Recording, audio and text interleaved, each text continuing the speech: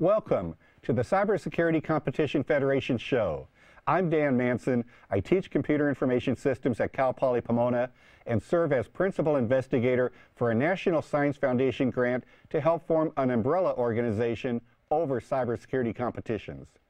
The Cybersecurity Competition Federation can support the development of skill at a large scale by bringing cybersecurity competitions under an umbrella organization, which will help players of all ages and skill levels identify a point of entry into a continuum of cybersecurity competition experiences.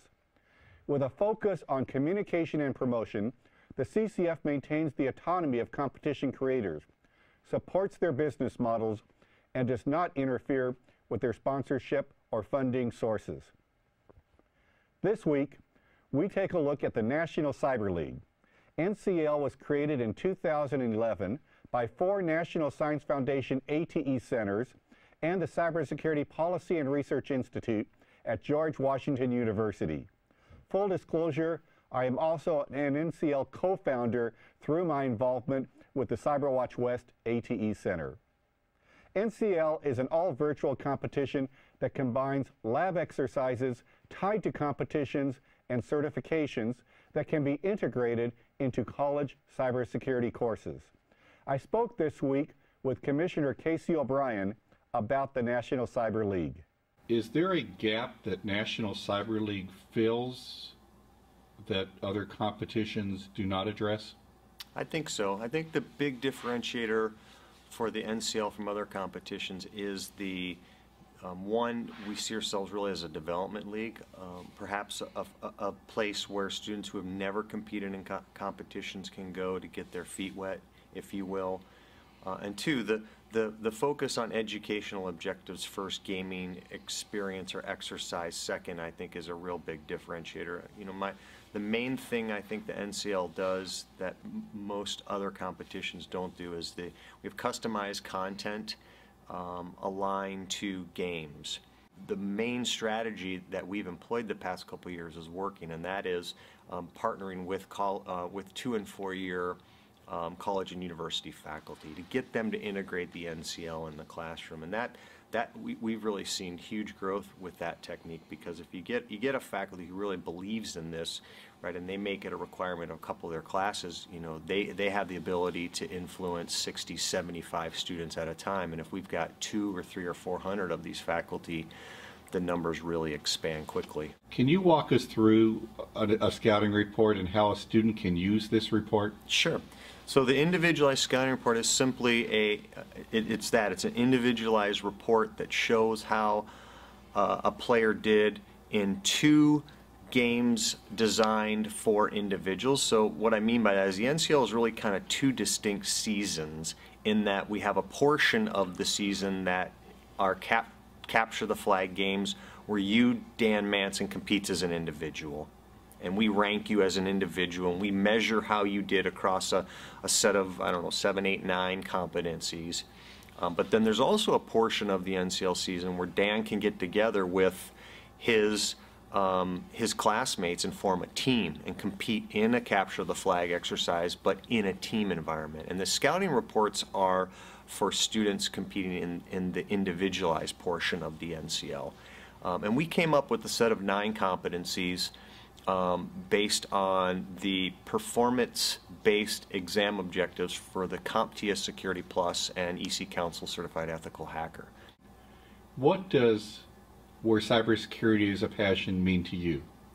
It means that students get bit by this competition bug. I mean, you and I, Dan, have talked about this a lot in the various competitions we've run over the years. You know, one of 2 things happens in these competitions. One is students realize that information security it's tough, right? It requires a broad range of skills and knowledge beyond just the technical realm, which can be really fun and challenging and can instill this kind of passion.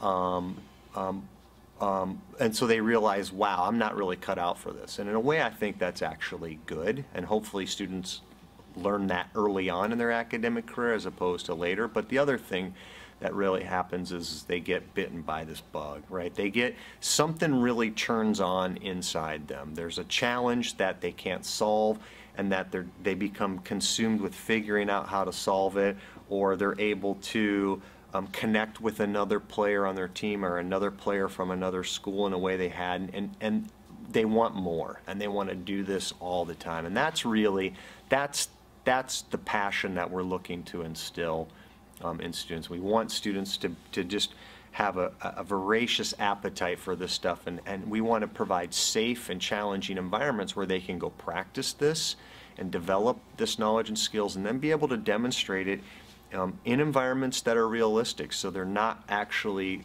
using these skills to go after real systems.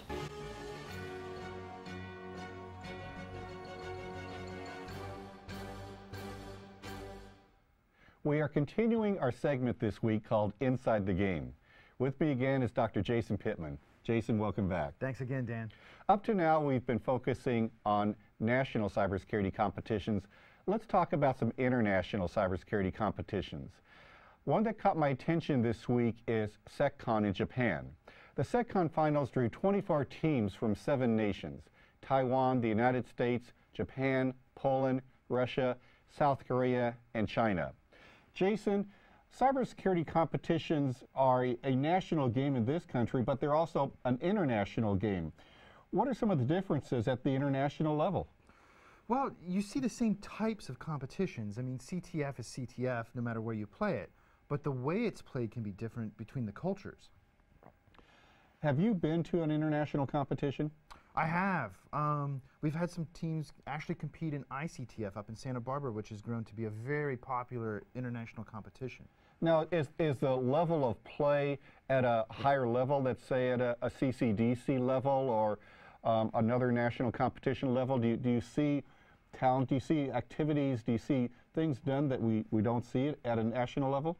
I think what you see the most as far as a difference in these international competitions, like CodeGate is a Korean competition, SECCON's another good example like you brought up in the beginning.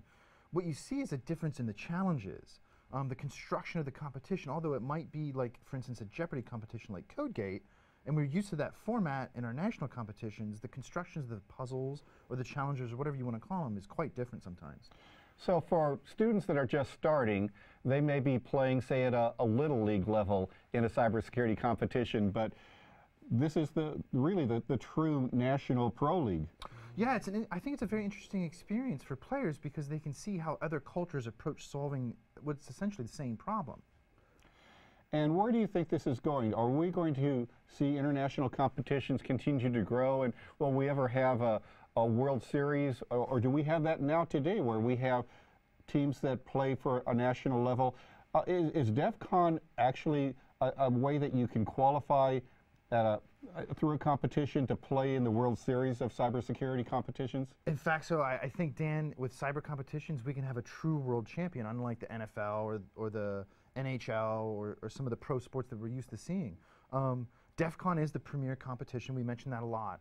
And it does facilitate international participation. But you're seeing more and more, like SECCON, for instance, of these true international competitions serving as pipelines for DEF CON. And is it fair to say that a few of the students that really get the bug now and start going through the competitions in the middle schools and the high schools and into college will end up on these world teams? I think they have a strong chance of competing. If you look at the rankings for SECCON, there's 2 teams in the top 4 from the U.S. In fact, the #1 team is a U.S. team. And that's the Carnegie Mellon plaid Department of Poning. Yeah, yeah. Right. PPP appears #1 in a lot of competitions, and it's good to see them. Thank you, Jason. Thanks, Dan.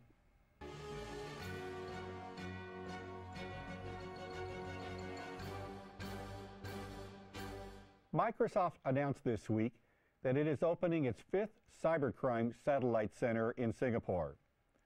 Set up as an extension of the Microsoft Cybercrime Center in Redmond, Washington, this center joins 4 others in Beijing, Berlin, Tokyo, and Washington, and will be one of 12 satellite centers that Microsoft aims to set up globally. Cybercrime is an international epidemic and requires international teams with the right skills to fight this problem. International cybersecurity competitions are one training ground to develop this talent. At CyberFed, we realize that cybersecurity competitions are international.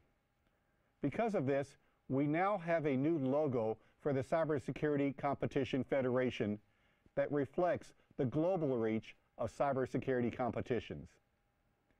If you have a competition you would like us to cover in a future show, please contact us at cyberfed.org. I'm Dan Manson. See you next week.